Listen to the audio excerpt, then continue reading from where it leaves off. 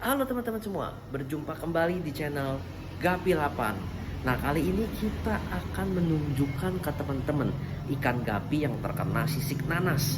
Nah, kadang-kadang ini cukup membingungkan ketika kalau misalkan kita sebagai pemula kita ngeliat ikan yang terkena sisik nanas tuh sekilas nggak terlalu tampak teman-teman.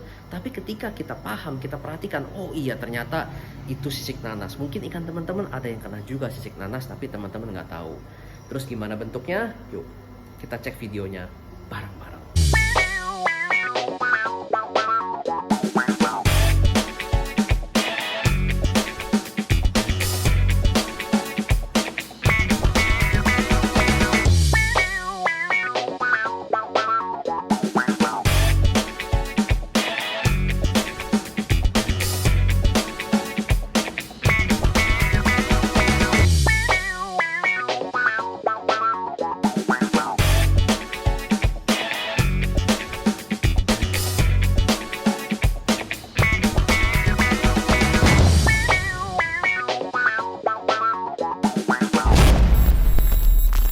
Gini teman-teman, ketika beberapa hari lalu kita ngecek ikan-ikan kita ketemu satu ekor ikan yang ternyata dia mengidap sisik nanas.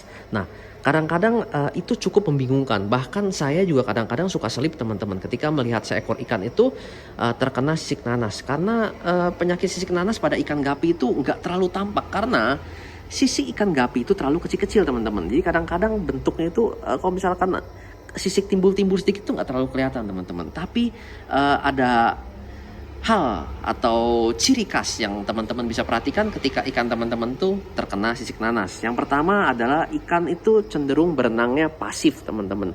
Jadi dia nggak terlalu aktif dan biasanya berenangnya di permukaan, di bagian atas. Jadi dia hanya berenang diem, berenang sedikit. Itu pertanda bahwa ikan tersebut tidak sehat ya kalau kita bilang.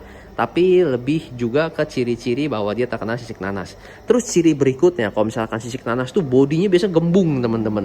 Kelihatan kalau misalnya lihat, wow ikan saya tiba-tiba gemuk. Ada yang merasa seperti itu, wow gila ikan saya sehat banget tiba-tiba gemuk. Atau kalau nggak yang betinanya terkena sisik nanas, wow tiba-tiba hamil, perutnya tiba-tiba gede. Nah itu teman-teman perlu mewaspadai hal tersebut, yang ikannya tiba-tiba gemuk, tiba-tiba gede secara drastis. Nah itu bisa jadi dia terkena sisik nanas. Terus ciri berikutnya, ikan yang terkena sisik nanas umumnya males makan atau tidak mau makan. Nah biasanya kalau misalnya kita kasih makan dia agak males gitu. Nah terus sebenarnya kita ngobrol-ngobrol mengenai sisik nanas itu sebenarnya penyakit berbahaya atau enggak sih teman-teman? Oke, jadi sisik nanas ini dia adalah penyakit yang menyerang ikan gapi karena bakteri teman-teman. Jadi infeksi bakteri membuat sisik tersebut megar ya.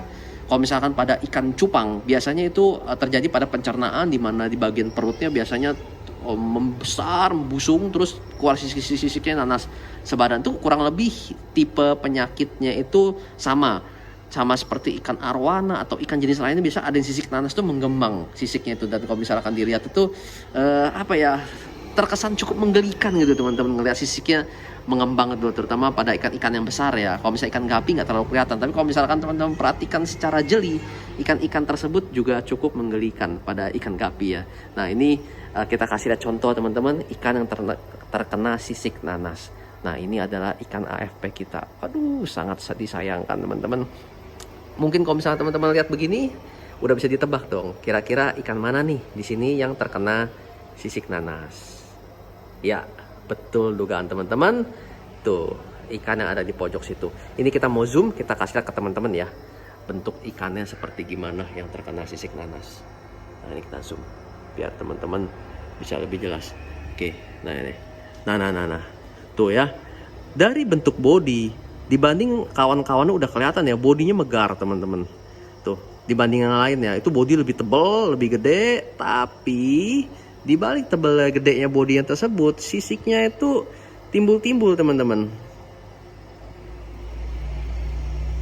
Sorry, biar kita agak lebih jelas ya, kita kasih lihat ke teman-teman. Nah ini beginilah kalau ikan gapi ini. Ada sisik nanasnya itu, sisiknya nggak terlalu kelihatan. Jadi ini kita bakal coba kasih lihat ke teman-teman.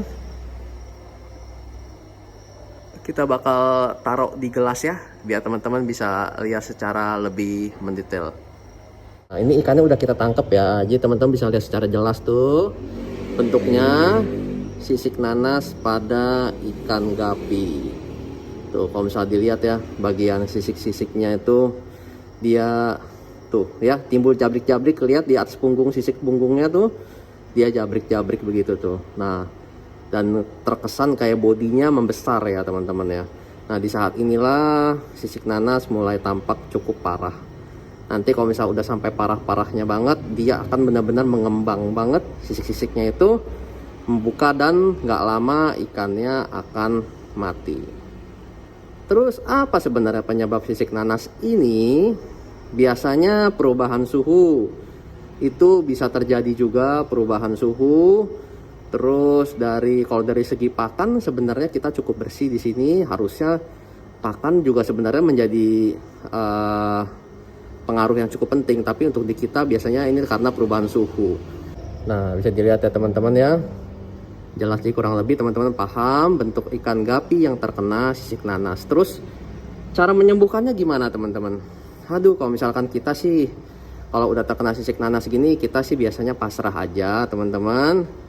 Cuma kalau misalnya pengen coba diobati, banyak kok obat-obat beredar untuk mengobati sisik nanas. Tapi sejauh pengalaman kita, kalau ikan gapi udah terkena sisik nanas itu akan cukup sulit untuk diobati.